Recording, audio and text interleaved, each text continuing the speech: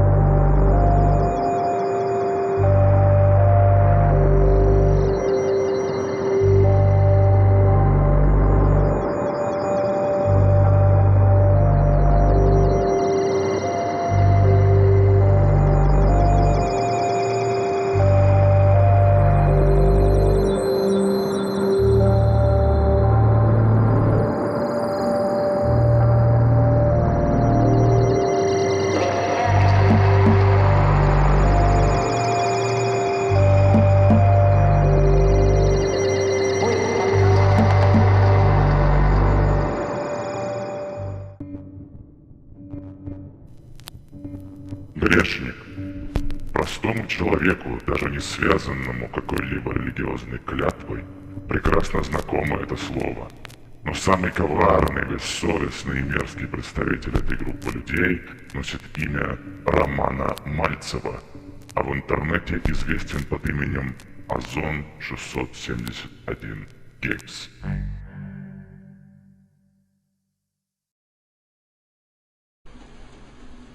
Здравствуйте, дорогие друзья, с вами Озон 671 Games является, по его словам, первым обзорщиком игр на Руси.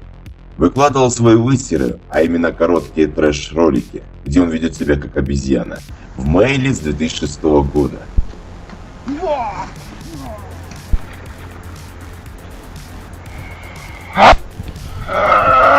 Сисястый алкаш, Жиа-билдер. Служил в Софринском спецназе, хотя на самом деле это не подтвержденная информация. Вполне возможно, что служил где-нибудь у черта на куличках, где и был на Волынь-Зензи. Подвергнут систематическому насилию. Сам же он это подтверждал. Работал в М-видео, но очень недолго. С того момента и поныне попрошайничает на стримах и ведет паразитический образ жизни. Не женат, хотя приставал к Витян, угрожал ей изнасилованием. Что все это было, что мы говорили про Озона, это правда. И теперь шутки кончились. Теперь все это в генпрокуратуру с приложенным доказательством, что Светян, девочка бедная, сделан, что он его изнасиловал. Он же писал, у нас скриншоты есть, все, как он его изнасиловал. И гордился этим. И продали, как и обещал. Вот даже можно по видео посмотреть, он это трогает. Он их даже пытался трогать разным, прям даже на видео просто. И детей нет, и слава Абдулову.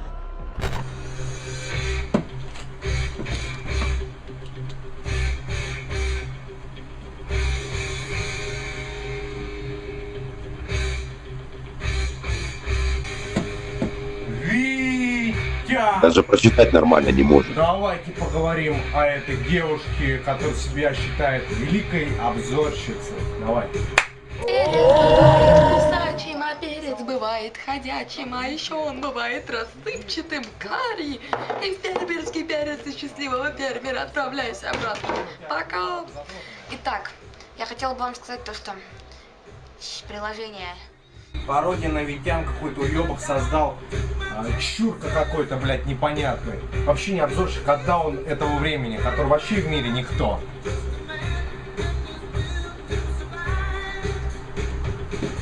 Витян, если честно, я могу сказать тебе одно, то что ты не обзорщица вообще. Понимаешь?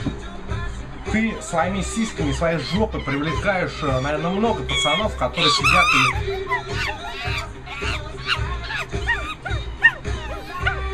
будут смотреть.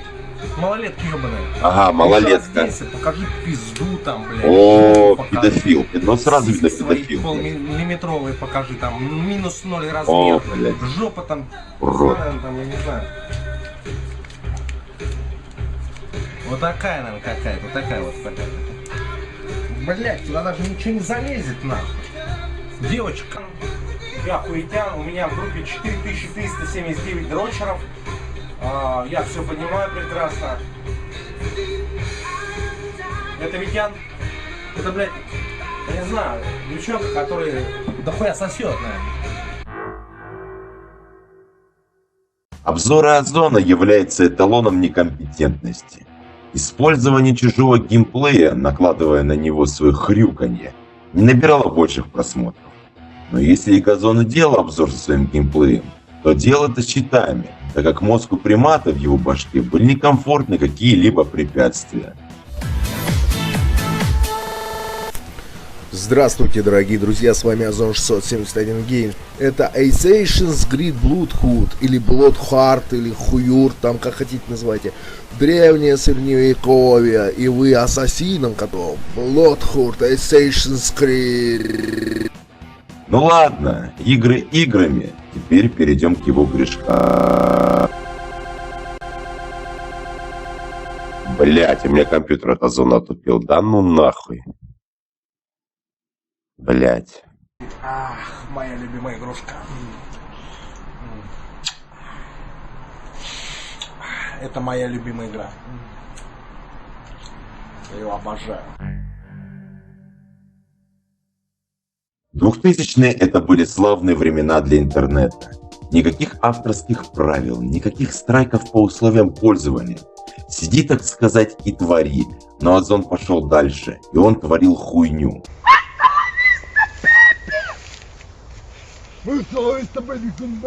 Мошенничество. Пятикантроп очень любил банить людей в своих социальных сетях за любую критику. И потом же просил деньги за разбан. И когда ему люди скидывали эти 50 рублей, он не разбанивал.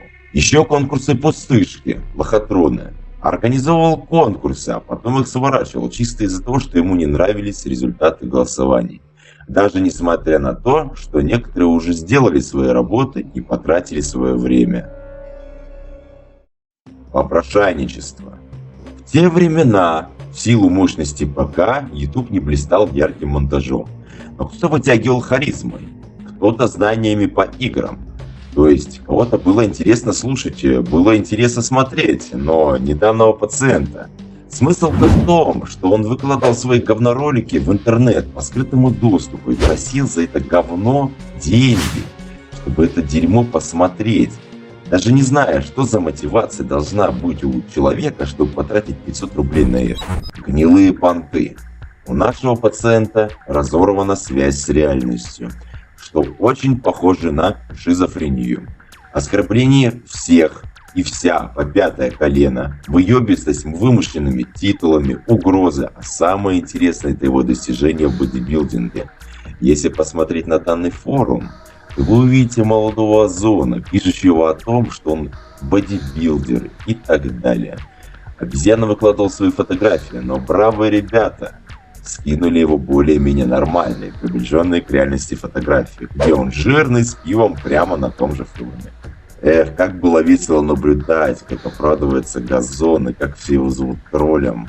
Ссылка на сайт в описании. Расизм. Люто ненавидел всех, а особенно нерусских, изображая их в своих скетчах, издеваясь над ними. Вскоре съемки с пометкой «Жесть, взрыв в метро» появятся в интернете. Комментарии к роликам вполне в духе времени. Да, с одной стороны, взорвали они метро, плохо, да. А я бы взорвал пол Москвы, очистил от богатых и чиновников, которые продали Россию. Гребаные правила Ютуба. Мне никогда не было понятно, как человек старше 20 может тусить с ребятами, у которых нет паспорта. Но наше чудо-юдо пошло дальше. Он встретился с двумя мальчиками лет 12 и пил с ними пиво, разговаривал об играх и сексе. Чувак завел детей на 80-летних, максимум лет 10, на стройку. Видите, напоил пивом. На заднем фоне у него пиво. Видите? Вот тут вот. Я сейчас ниже опущу. Блять. Вот, ну, у него пиво тут, видите? Пакет, видимо, еще с пивом, с наркотиками, с сигаретами. Зачем надо было, во-первых, заводить в темноту детей, чтобы никто не видел, на кирпич развалины какой-то пустырь. И расспрашивал, долго про игры. Начинал работать как грамотный педофил. Сначала заманил, там, я тебе игру дам, покажу это, поиграем. Вот. Начал рассказывать про игры, все это. И сначала вроде бы говорил там про Макс Пейнов, там всякую хрену, Call of Duty 4. Вот. А потом он начал говорить про порно-игры с ними говорить. Представляете, в GTA начал рассказывать, спрашивать их. Всерьез видели там какие порносцены, какая там телка в машину садится, а мы потом натрястись видели. Эти начали, да, видели, а он спрашивает, а как вы думаете, а что это было такое, а что, понимаете, вот так вот. То есть в конце концов, я думаю, уверен, что он их просто выебал, изнасиловал, возможно, убил и закопал там. Но это версия. Даже не зная зачем, что может быть в голове у взрослого человека, встречающегося с мальчишкой. Шизофрения. Пророк Абдулла-верования в свое время уличил Озона во многом. И в прилифере, и в симпатии звезды, и в присвоении себе титулов, связанных с атлетизмом. Но самое веселое ждет нас впереди. Ведь пациент сделал лестное видео на канале The Сказки о себе же. Хорошем, блядь. С грамматическими ошибками. Где якобы фанатка пишет, что Озон самый лучший, а точнее лучший. Весь этот пиздец раскрывает Озона как крайне ебанутого человека. Он просто, блядь, поехавший. Здравствуйте. Уже и до снеговика доебался. Идиот, блядь. Вы что тут делаете? А? А? Я не понял. Что это такое? Что это за стрижка? Не можешь поправить стрижку? Поправь ее. Вот так вот сделай там, я не знаю. Оскорбление. Официально я заявляю, что кто в угле, у них отцы и матери пидорасы. Вот с оскорблений как раз у пациента и начались проблемы. Оскорблять чужих матерей, женщин, детей. Озон думал, что все ему сойдет с рук, так как интернет свободный, можно делать все, что угодно. Но пришли по его душе люди с красными глазами и с пылким сердцем и показали, что в интернете нужно отвечать за свои слова. В тот момент, когда Озон издевался над ГАМАЗом, Абдуль решил заступиться за инвалида и устроил кару благоблядную, которую Озон не ожидал. Куча компромата, разборов, банов полетели прямо в тушку, и Озон вообще поехал башкой. Все его старые раны изнасилования в армии вернулись, и Озон пошел. Просто встал и пошел. Ну чё, народ, погнали нахуй! Ёбаный в рот! Продолжение всего этого пиздеца выглядит еще более пиздецовым. То Озон подтягивается на турничке в подъезде у Мэдисона, то потом просится к нему на посиделки, где фоткается с ним и зовет себя другом гей-фашиста. Ну и потом опять же срет на него. Я сейчас нахожусь, здравствуйте, меня зовут Андрей Коренков, я гей. Ну и потом зареванный и заплаканный опять пришел к Мэдисону, где его хотели отпиздить, и он начал плакать. И над ним все-таки сжалились. Также весело выглядит история с артификсом, которого Озон подставлял кучу раз. А именно, был такой адепт, Абдулла-сержант. И вот он вызвал Озон, так сказать, поговорить. Это не то, что сейчас. Ринги, спарринги, 500 видео перед боем, хайп, не хайп. Ну и Озон, в общем, согласился на этот разговор. Но пришел не один, а с артификсом. И самый сок истории в том, что Озон с этой встречи слился, и разговаривали уже как раз Абдулла-сержант и артификс. То есть это трусливый, гондонский поступок, но для Озона это программа больной головы, заложенная намертво в нейронах агонизирующего мозга. Может показаться, что он страдает, но нет, это состояние является для него постоянным и абсолютно нормальным. Времена шли, Озон отравили, Озон начал Анша Абдулькать. Правда, Абдуль ушел, и пациент номер 1 снова начал нагонять озонизацию. Ну, Абдуль это вообще никто. Он ничего никогда в жизни не сделает. Он только в награду, блядь, 980-ю хотел, или какой там сдонать. Тот сказал, что ты на тебе не распространяется, он там в пукан разорвался. Кстати, о озонизации. Озонизация, она же согласно Абдуло-научному классификатору заболеваний озонопарашная деменция. Заболевание впервые выявлено и в последующем подавлено Абдуло-учеными путем стерилизации основного переносчика Андрея Мальцева, он же Озон 671 Games, он же пациент номер 1. Озонизация представляет собой особую, до сих пор мировым научным сообществом неизученную форму крайнего слабоумия. Имеет скрытый потенциал к мутированию и очень быстрому распространению. Именно благодаря мутации вируса озонизации развилась новая болезнь, известная сегодня как маслотизация. Передается воздушно-кабельным путем по оптоволокну и Wi-Fi волнам, а также с помощью парашного микроскопического паразита озонопарашиус обыкновенный, но только при личном контакте с больным.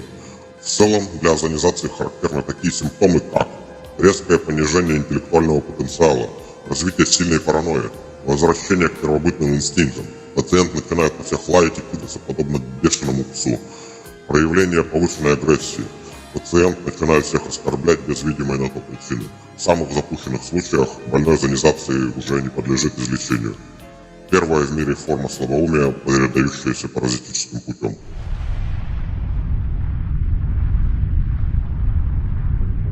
После такой информации мы выходим на 15-й год. И вот, уже пророка нету 3 года, а Ронгадан подумал, что все, управы на него уже не будет, и начал выпендриваться на Абдуля.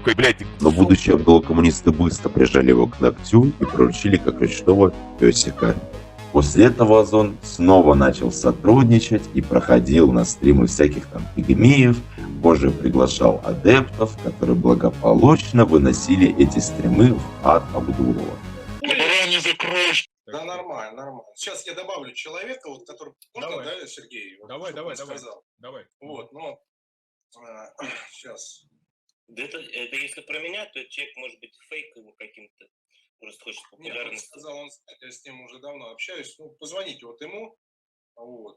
Да кто может... Хочу сказать, Анша Абдуль, да, чтобы все знали, кто вот за добром на самом деле стоит, да? Значит, петух, Соня, ну-ка заткнись там, блядь. Зона сбежал. В общем, если ты не берешь вот этого провокатора малолетнего, то тогда я выхожу из этого скайпа, Серег. Так, алло.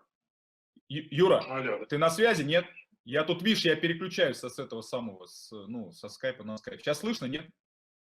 Ох, какое совпадение. Алло. Вот это видео, которое сейчас вы видите, делал я же 5 лет назад. Видите, какой я уже старенький. Так что надо поставить лайк и подписаться на канал из-за старенького человека. Также Озона адепта натравили на грешника номер 2, думая, что мутант покажет бомжу кунг-фу. А на деле это выглядело что-то нечто унылое и плаксивое в виде российской мелодрамы. Виноград, пожалуйста, боюсь виноград, боюсь. Я к нему когда-то приехал, блядь. Он шел и, блядь, опозорился. Нет бы сказать, Озон, ты чё приехал? Ты чё приехал? Иди своей дорогой. Это не оскорбление, это просто все. Что я? Ты можешь мне объяснить, кто это писал мне? Как это ты не знаешь? Почему я решил съездить к Виногразу? Во-первых, человек оскорбил моего отца. Твоя мать и отец пидорасы. Прикола будешь заходить в очко своей бабушки нахуй. Ну реальная жизнь, это ж не интернет, тут не повыебываешься.